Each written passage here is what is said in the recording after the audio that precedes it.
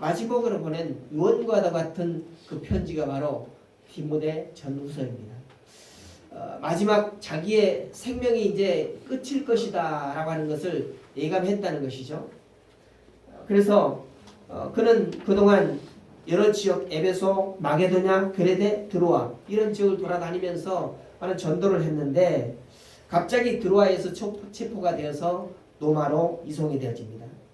오늘 요세푸스의 교회 전승에 따르면 바울은 네로 황제의 박해로 인하여서 사형 선고를 받고 로마에서 얼마 떨어지지 않은 오스티안이라고 하는 그 길에서 참수형을 받았다라고 이렇게 전해집니다.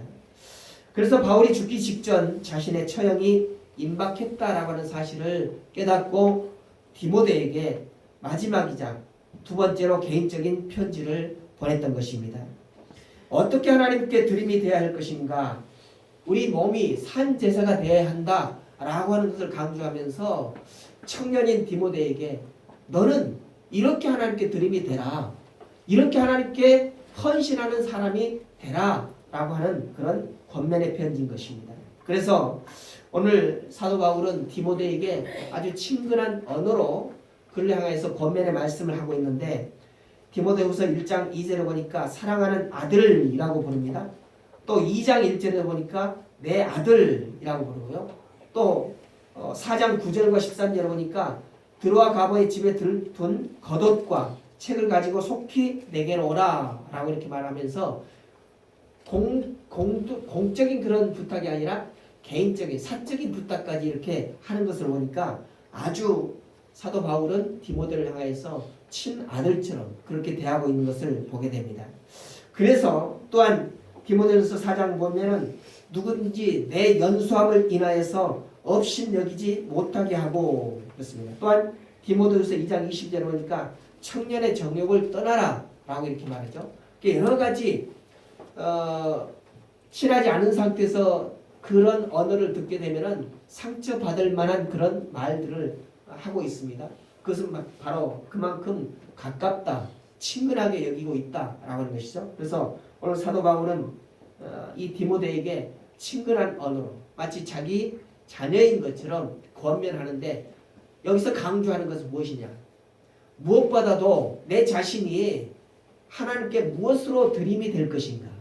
오늘 여기에 많은 과일들을 여러분들이 가지고 와서 하나님께 드리고 있는데 이런 과일들의 드림이 하나님께서 정말로 우리에게 은혜를 베푸셔서 이 결실의 계절에 풍성한 과일을 맺게 하시고 거둘 수 있게 하신 것, 이것이 감사해서 드리는 그런 마음으로 여러분들이 가지고 와서 드리는 것입니다. 물론 직접적으로 농사하신 분도 있겠지만은 농사하지 아니하고 자기 개인적으로 어떤 경제를 통해서 다른 사람이 지은 농산물을 구매해서 가지고 온 분들도 있습니다. 어찌되었든 간에 우리가 하나님의 드림이 된다고 하는 것이 여기에서 바울이 디모데에게 강조하는 사실이라는 거죠. 그래서 나는 드릴 것이 없습니다 라고 하는 그런 사람들도 있을 것입니다. 나는 아무것도 가진 것이 없어서 드릴 것이 없습니다 라고 하는 그런 마음을 가지고 있는 분들도 있을 것입니다. 그러나 오늘 사도 바울은 디모데에게 네가 가진 것이 없을지라도 하나님께서 너에게 분명히 주신 것이 있다 라고 하면서 너는 청년의 때에, 오늘 디모데는 심히 어렸습니다. 바울은 나이가 많았지만 디모데는 아주 청년입니다. 청년으로서 디모데가 맡아 있는 그런 목회 현장 사역에서 어떻게 하는 것이, 어떻게 생활하고 어떻게 삶을 살아가는 것이 하나님께 드림이 되는 것인지에 대해서 오늘 사도 바울은 디모데에게 그것을 강조하면서 권면하고 있다라는 것입니다. 특별히 디모데후서 2장에 보니까 복음 사역자로서 자신을 훈련하고 연단할 것을 당부하고 있으면서 여러 가지 예화를 들고 있는데 하나님께 드림이 되는 그런 복음 사역자는 어떠한 모습으로 드려져야 할 것인가? 먼저는 군사로 드려져야 할 것이고 또 경기하는 운동선수로 그리고 농부로서의 삶을 드림이 되어야 한다라고 이렇게 말하고 있습니다. 또 더 나아가서 좋은 일꾼과 깨끗한 그릇 그리고 주의 종, 이 세 가지의 은유를 들어서 복음 사역자가 어떻게 하나님께 드림이 되어야 할 것인가를 말하면서 오늘을 살아가는 우리도 정말로 우리가 직접적으로 농사에서 이런 과일만을 하나님께 드릴 것인가, 아니면 우리의 삶에서 무엇을 드릴 것인가를 우리는 찾아야 한다는 것입니다. 여러분, 우리가 하나님 앞에 진정으로 드려야 할 것이 무엇인지 오늘 깊이 생각하는 바가 있어야 할 것입니다. 그래서 오늘 디모데에게는 다음 세대를 책임질 청년 사역자 디모데에게 하나님께 드려지는 삶에 대해서 구체적으로 이러한 것들을 당부하고 있는데, 오늘 15절에 보니까 철저하게 영성 훈련을 해서 그것을 드리라 라고 이렇게 말하고 있습니다. 15절을 보겠습니다. 같이 읽습니다. 내가 진리의 말씀을 옳게 분별하며 부끄러울 것이 없는 일꾼으로 인정된 자로 자신을 하나님 앞에 드리기를 힘쓰라. 네. 첫 번째로 진리의 말씀을 옳게 분별하여서 드리는 그런 훈련이 되어져야 된다라고 말씀하셨습니다. 오늘 바울과 디모데가 살았던 이 시대는 로마 제국 내에서 수많은 민족의 종교들이, 많은 신들을 섬기는 그런 종교들이 서로 경쟁하면서 어떤 경우에는 이 종교들을 모두 모아서 하나의 종교로 통합하려고 하는 그런 혼합주의가 행행하는 그런 시대였습니다. 그러니까 많은 종교들이 있는데 그것들을, 좋은 것들을 뽑아가지고 하나로 모아서 우리가 어떻게 하면 신의 경지에 도달할 것인가 라고 하는 그런 애씀이 있었다는 것입니다. 그리고 당시에 기독교는 그렇게 경쟁하는 수많은 종교들 가운데서 신생 종교이기 때문에 가장 작고 초라한 그런 그룹에 불과했습니다. 따라서 다음 세대들이 기독교의 진리를 참 진리로 깨닫고 받아들이기가 쉽지 않았다라고 하는 것을 우리는 알아야 한다는 것입니다. 특별히 디모데가 사역할 당시 초기 기독교는 외부적으로는 유대교와 또 로마 제국이 기독교에 대해서 심한 압박을 가했습니다. 그리고 내부적으로는 이단의 도전과 거짓 교사들의 그런 획책을 우리가 받아야 했습니다. 따라서 기독교의 진리에 대한 분명한 믿음과 확신이 없다면 복음을 지키고 전할 수가 없는 그런 시대였다는 것이죠. 그 시대가 오늘날에도 계속되어지고 있습니다. 기독교 이단들이 많이 태동이 되어서 지금도 우리가 믿는 하나님에 대한 믿음과 예수 그리스도의 우리를 향하신 그런 사랑의 은혜, 이것들을 바로 알지 못하면 우리는 늘 넘어지기가 쉽고 또 유혹되기가 쉬운 그런 시대를 살아가고 있습니다. 그런데 오늘 초대교회 당시에도 그런 삶을 살았다는 것이죠. 오늘 사도 바울은 영원한 진리를 추구하는 과정에서 빛 되시고 진리신 예수 그리스도를 만났다라고 하는 것을 우리는 성경을 통해서 알고 있습니다. 담에석 도상에서 부활하신 예수를 만난 이후에 지금까지 그의 눈을 가리고 비늘처럼 덮고 있었던 것이 벗겨져서 참 진리를 깨닫고 또한 바르게 분별할 수 있었다라고 이렇게 고백하고 있습니다. 그래서 그는 예수를 만난 이후에 그동안에 자신이 붙잡고 있었던 그런 진리라고 여겼던 그런 것들을 다 배설물로 여기고 예수 그리스도를 아는 지식을 가장 고귀한 것으로, 그리고 영원한 것으로 고백하고 따랐다는 것입니다. 바로 이것이 바울이 디모데에게 당부하는 진리의 말씀을 분별하고 따르는 믿음의 드림 훈련이다 라는 것이죠. 여러분, 우리가 어떻게 하나님께 드림이 되어야 될까요? 어떻게 내 자신을 하나님 앞에 산제물로 드려야 할 것인가요? 그것은 바로 하나님의 말씀을 옳게 분별하는 삶, 그리고 분명한 진리이신 그 하나님의 말씀을 따르는 그런 삶이 바로 우리가 하나님 앞에 드림이 되어야 한다는 것입니다. 두 번째로는 하나님의 일꾼이라고 하는 명예를 소중히 여기는 드림 훈련이 우리에게는 있어야 할 것입니다.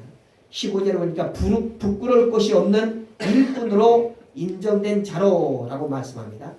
바울과 디모데 시대는 고대 로마인들이 소중하게 생각하는 것이 바로 명예였습니다. 명예를 얻는 삶이었다는 거죠. 당시에 명예를 얻는 방법은 명문가에서 태어나거나 또는 전쟁에서 승리하거나 올림픽 경기에서 이기거나 또는 다른 사회적으로 고귀한 죽음을 맞이할 때 그 사람은 명예를 얻게 됐습니다. 오늘 사도 바울의 과거를 한번 보십시오. 그는 아주 명망 있는 가문에서 태어났습니다. 그리고 명망 있는 그런 교육을 받았습니다. 그가 그대로 자란다면, 그대로 성장을 한다면 그는 명예를 얻기에 충분한 그런 자였습니다. 그러나 그럼에도 불구하고 바울이 그런 전도 유망한 그런 미래를 버리고 예수 그리스도를 붙잡고 예수 그리스도로 인하여서 명예를 차지한 것은 바로 그가 하나님을 만나고 부활하신 예수 그리스도를 만났기 때문이다 라고 하는 것이죠.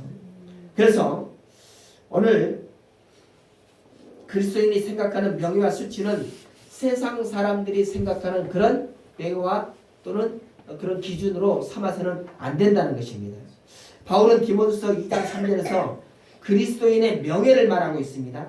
내가 그리스도 예수의 좋은 군사로 나와 함께 고난을 받을진대 라고 했습니다. 그러니까 좋은 군사가 명예를 얻는다라고 하는 것인데, 여러분 좋은 군사는 싸움에서 이기는 것, 전쟁에서 승리하는 것이 좋은 군사의 명예일 것입니다. 그런데 오늘 말씀 보니까 좋은 군사로 하면서 그 뒤에는 전쟁에서 이긴다, 승리한다라고 하는 그런 말이 아니라 나와 함께 고난을 받을지니 라고 이렇게 말하고 있습니다. 뭡니까? 좋은 군사는 싸움에서 이기는 것이 아니라 고난을 받는 것이 좋은 군사다라고 하는 말씀인 것입니다. 그래서 복음을 위해서 고난을 받는 삶이 그리스도인들에게는 가장 명예로운 삶이다 라고 하는 그런 말씀인 것이죠. 왜냐하면 복음을 위해서 고난을 받는 삶이 마치 실패자처럼 보이지만 정말 하나님께서 그에게 영광스러운 면류관을 씌워주시기 때문이라는 것입니다. 그래서 바울은 고린도후서 11장 3절에서 이렇게 고백합니다. 내가 부득불 자랑할진대 나의 약한 것을 자랑하리라. 약한 것이 뭐예요? 세상적으로 바라봤을 때는 그는 늘 잡혀있는 그런 삶, 또 다른 사람에게 손가락질을 받는 그런 삶을 살았지만, 그러나 하나님께서 그를 바라보실진대 그는 참으로 의의 면류관을 받아 쓰기에 부족함이 없는 그런 삶이었다는 것입니다. 그래서 세상적으로는 약한 것이 오히려 하나님께는 강한 것이 됐고 높은 명예를 얻는 그런 삶이었다는 것이죠. 오늘 내가 복음을 전하는 과정에서 당한 고난이 가장 자랑스럽고 명예로운 사도되는 증거다라고 하는 그런 말씀인 것입니다. 그래서 따라서 우리는 복음을 위해서 고난을 받는 것이 두렵거나 또는 부끄럽거나 오히려 그렇게 나약해 보이거나 그런 것이 아니라 오히려 기뻐하고 명예롭게 생각하는 그런 영성을 우리가 소유해야 한다는 것입니다. 그런 삶의 드림을 주님께서는 기뻐하실 것입니다. 여러분, 우리가 살고 있는 이 시대는 세상의 거짓 가치관이 세상을 지배하고 있습니다. 거짓된 것들이 판치는 그런 세상이라는 것이죠. 그래서 성공지상주의 또는 물질 만능주의 그리고 귀족주의가 우리 청년 젊은이들을 날마다 유혹하고 있는 그런 세상인 것입니다. 그러나 우리는 세상의 가치관에 도전하고 그 거짓 허상을 알고 과감하게 그것들을 떨쳐버리는 그런 일들을 우리가 해야 할 것입니다. 참된 복음적인 삶을 살아가는 것, 그리고 그것을 기뻐하고 그것을 명예롭게 생각하는 그런 삶이 바로 오늘 살아가는 우리 성도들의 삶이 되어야 한다는 것입니다. 그래야 우리들이 하나님 앞에서나 또 사람들 앞에서 부끄러울 것이 없는 하나님의 사람으로 인정받게 된다는 것이죠. 우리 세상 사람들로부터 좀 비난을 받는다고 해가지고 기독교 신앙을 저버리면 나중에는 저 사람 봐라, 저가 예수를 믿는다라고 하면서 결국은 믿지 못하고 우리가 똑같은 그런 삶을 살지 않느냐라고 하면서 오히려 더 큰 비난을 받게 된다는 것입니다. 그래서 비록 지금은 우리가 손가락질을 받고 비난을 받는다 할지라도 우리의 신앙이 식어지지 않냐고 변하지 않는다면 결국에는 세상 사람들도 우리를 인정하게 될 것이고 또한 하나님께서 특별히 우리를 인정하는 그런 사람이 된다는 것입니다. 그러므로 하나님의 일꾼이라고 하는 명예를 소중히 여기는 그런 드림 훈련이 우리에게는 필요하다는 것입니다. 세 번째로는 하나님의 소명에 헌신하는 드림 훈련이 우리에게 필요한 것입니다. 또 15절 말씀 봅니다. 자신을 하나님 앞에 드리기를 힘쓰라 라고 이렇게 말씀했습니다. 그리스도인은 하나님의 부르심에 순종하고 그 소명대로 살아가기를 결단하고 헌신하는 사람들이 바로 성도인 것입니다. 바울은 그에게 주어진 소명을 사도라고 해석을 했습니다.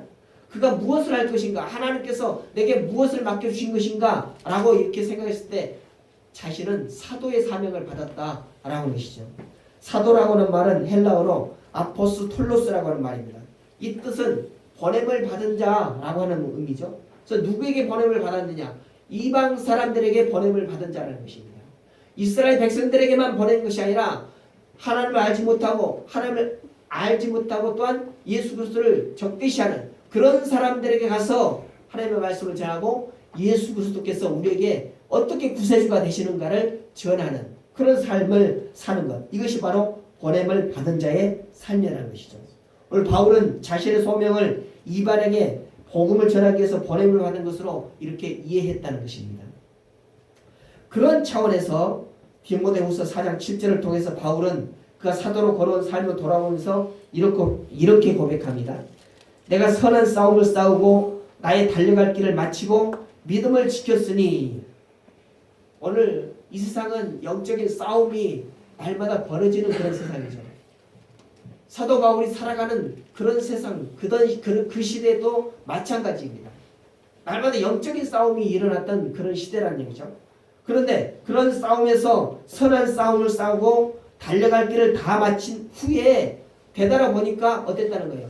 세상이 나를 힘들게 하고 나를 고달프게 한다 할지라도 그럼에도 불구하고 하나님을 믿는 믿음, 예수 그리스도를 믿는 믿음이 온전하게 서 있었다는 것입니다. 여러분, 우리 자신들의 모습을 한번 비춰보기를 원합니다. 내가 정말 신앙적으로 어떤 고달픔을 당하고 괴로움을 당하고 억압을 당할 때 과연 내 믿음은 지금 이 믿음이 굳건하게 세워질 것인가? 오늘 사도 바울은 뒤돌아보니까 그런 믿음이 내게는 지켜졌더라는 것이죠. 그래서 그것이 자랑스럽고 그것이 바로 명예다라고 하는 그런 말씀인 것입니다. 한마디로 나는 사도로 부르신 하나님의 뜻과 소명에 철저하게 순종하고 헌신되어졌다라고 하는 그런 말씀인 것입니다. 그러나 많은 사람들이 소명에 헌신하는 삶을 살지 못하는 것은 바로 그 길이 고난의 길이기 때문이라는 거죠. 오늘 우리가 신약 성경을 통해서 바울의 삶을 돌아보면은 그는 날마다 평안한 길이 없었습니다. 우리의 시선으로 바라보면 그는 평통한 길을 살지 못했다는 것이죠. 늘 고난을 받고 늘 죽음의 앞에 서 있었던 그런 삶을 우리는 보게 됩니다. 한마디로 말하면 고난의 길이었다는 거죠. 사도 바울이 걸어갔던 그 삶을 보면은 죽음의 길이었고 고난의 길이었습니다. 오늘 디모데후서 4장 6절에서 바울은 자신의 삶을 이렇게 표현하죠. 관제와 같이 부어지는, 관제와 같이 부어졌다는 것은 제사 행위에서 가장 이게 제사가 끝나는 마지막 때 보면은 제물에다가 잔을 붓는 그것이 바로 전제 또는 관제라고 얘기합니다. 그것이 부어지면 제사가 끝났다는 것이죠. 하나님 앞에 드리는 제사도 마찬가지입니다. 그러니까 내 소임이 다 끝났다라고 하는 그런 표현이 바로 간제로 부어짐이 되었다는 것입니다. 이 말씀을 보면서 우리는 사도 바울이 자기의 생명이 이제는 마지막이다라고 하는 것을 알았다는 것을 깨닫게 되는 것이죠. 그러면서 자기를 돌아보는 것입니다.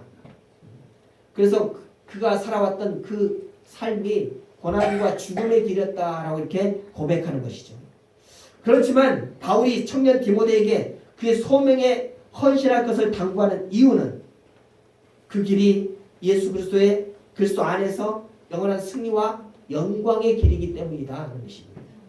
그렇게 사도 바울이 걸어왔던 죽음과 고난의 길 역시 디모데가 가야 할 그런 길인데 그런 고난의 길을 가야 함에도 불구하고 가야 마땅한 것은 바로 그 길이 예수 그리스도 안에서 영광이고 예수 그리스도 안에서 영원한 길이기 때문이다 라고 하는 것입니다.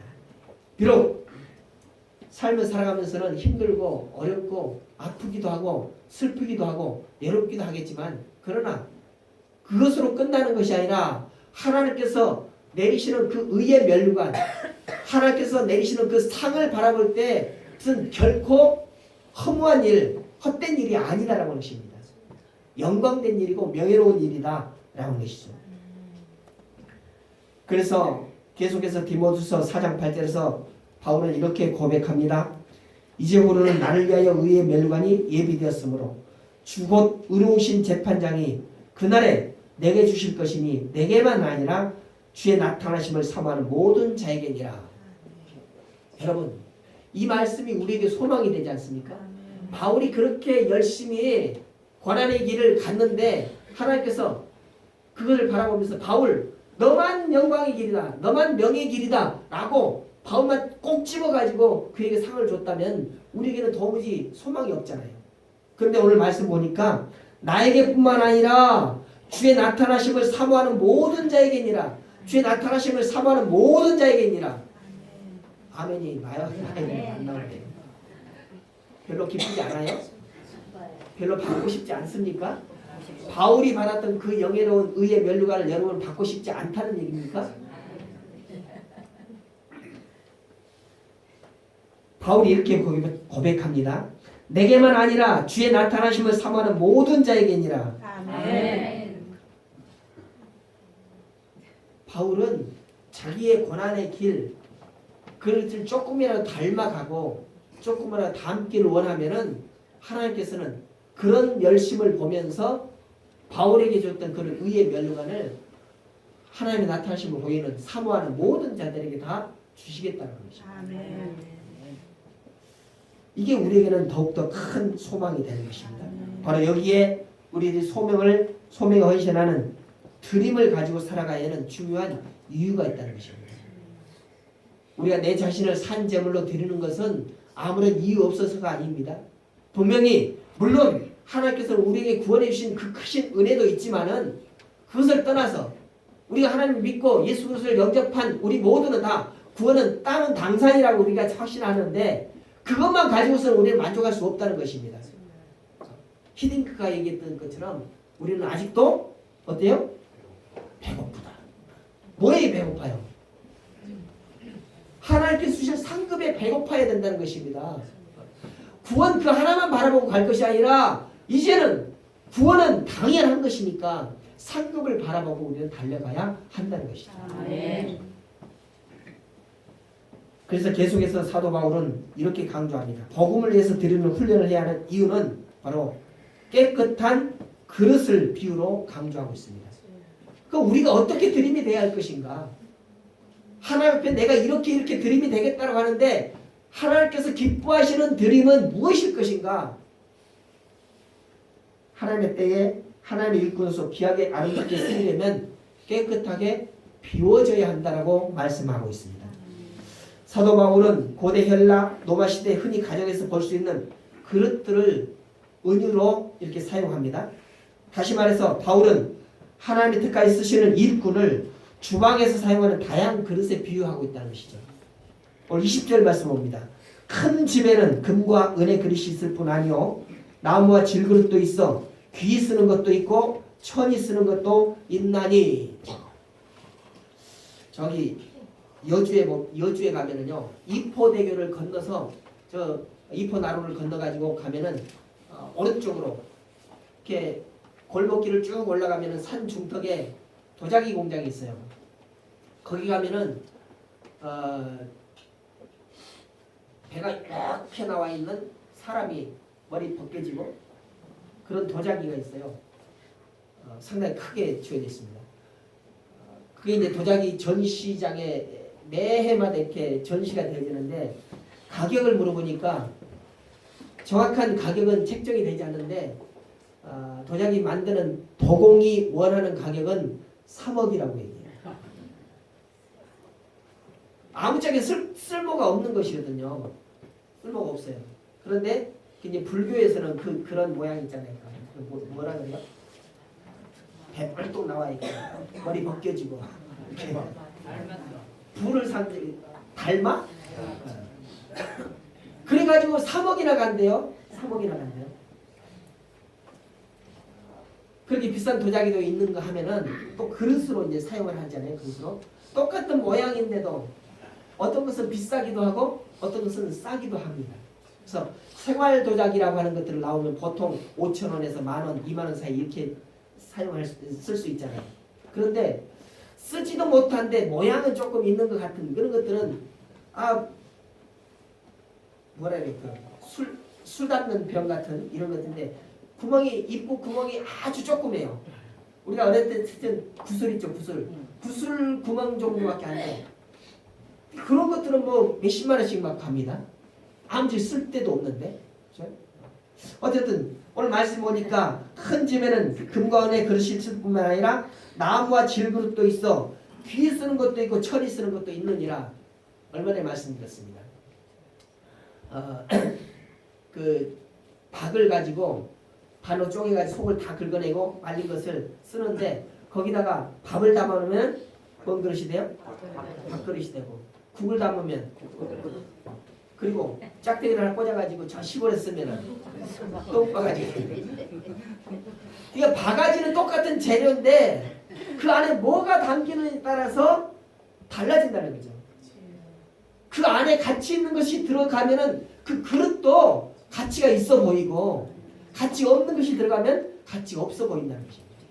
여기 부잣집에는 금으로 만든 그릇도 있고 은으로 만든 그릇도 있고 나무로 만든 그릇도 있고 또 흙으로 만든 그릇도 있는데 무엇을 담느냐에 따라서 가치가 변하게 된다는 것입니다. 여러분 하나님께서는 우리도 전부 다 그릇으로 보고 있습니다. 여러분 안에 뭐가 담겨 있는지 뭐든 담을 수 있는 그릇이 되라는 것이죠. 그런데 여러분은 뭘 담고 싶으십니까? 가치 있는 것을 담고 싶으시잖아요. 하나님께서 우리의 그릇을 깨끗하게 비워놓으라 라고 말씀하세요. 비워라. 그래야 하나님의 가치 있는 것을 거기에 담아 쓰시겠다는 것입니다. 오늘 사도 바울이 디모데에게 권면하면서 이렇게 말합니다. 너는 하나님 드림이 되는데 그릇으로 쓰이기를 원한다. 그런데 어떤 그릇이 되어야 되느냐? 하나님께서 쓰시기에 알맞는 깨끗하게 비워져 있는 그릇이 되어야 한다 라고 이렇게 말씀합니다. 이 바울의 말씀을 빌어서 저도 여러분에게 권면합니다. 여러분 하나님께서 쓰시기에 합당한 깨끗한 그릇으로 비워지시기를 주님의 이름으로 부탁을 드립니다. 아멘. 여러분의 심령의 그릇도 비워져야 하나님께서 담고자 하는 신령한 것으로 담아질 수가 있다는 것입니다. 하나님께서 막상 신령을 가지고 담으려고 보니까 그 전에 자기가 쓰던 것이 잔뜩 담아 있어요. 어디다 담아요? 담을 데가 없으니까 다시 하나님께서 주머니에 쏙 집어넣었어요. 그래서 하나님이 쓰시는 그 곳간에 보면은 여러 가지 한국 사람이 쓸 것이 많이 있다고 합니다. 왜? 한국의 성도들은 너무나도 성질이 급해가지고 간과는 기도를 드리는데 기도를 했다가 응답이 안 되지만 즉시 응답이 안 되면 다른 기도로 변화시킨다. 그래서 하나님께서 네가 뭘 원하구나. 그래서 주려고 이렇게 버는데 금방 또 다른 걸로 바뀌었다는 거죠. 그래서 아직도 하나님의 곳간에는 한국 성도들의 간구하는 것들이 많이 쌓여 있다고 합니다. 여러분 우리는 하나님께서 쓰시기에 합당한 그릇으로 깨끗하게 비움이 있어야 된다는 거죠.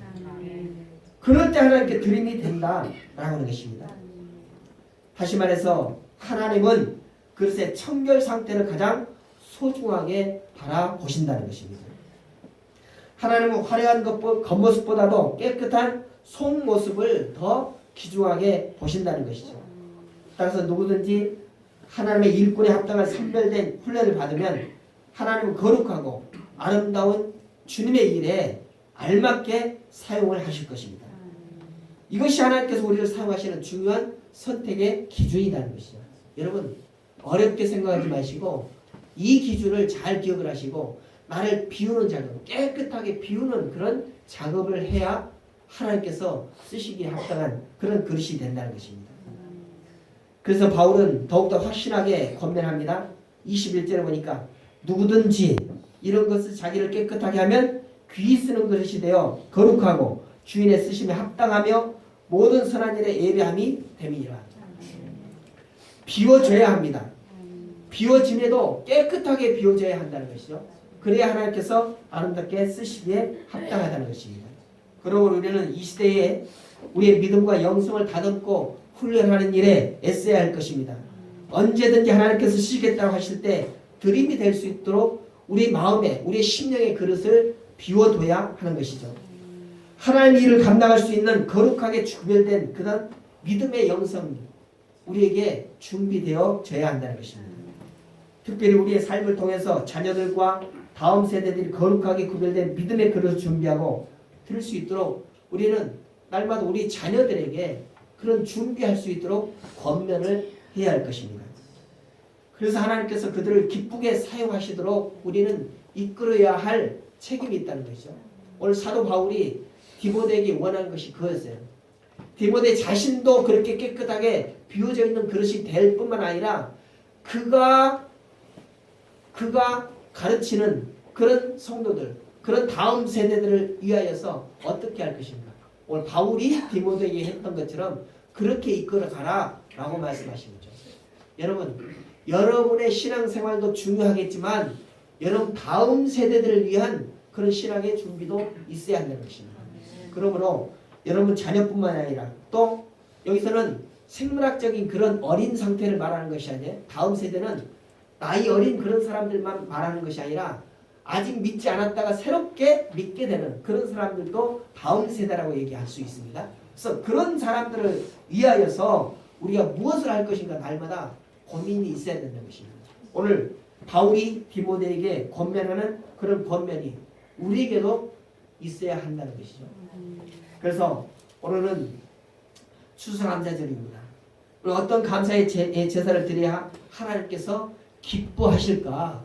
오늘만이라도 아니 매일매일 이것에 대해서 우리는 생각을 해야 할 것입니다. 하나님께서 기뻐하시는 것은 어린 영혼을 살리고 세우는 것입니다. 그래서 새롭게 태어나는 하나님의 백성, 새롭게 예수를 믿는 그런 하나님의 백성들이 많아지기를 하나님께서는 기뻐하신다는 것입니다. 그래서 우리의 자녀들과 또 다음 세대들이 하나님의 거룩한 일꾼이 되어서 복음을 위해서 살아가도록 우리는 힘써야 합니다. 사도 바울은 다음 세대를 세우기 위해서 힘쓴 복음의 1세다라고 할 수 있습니다. 그는 죽음 목전에 두고 사랑하는 아들 디모데에게 복음을 전수하는 그런 사명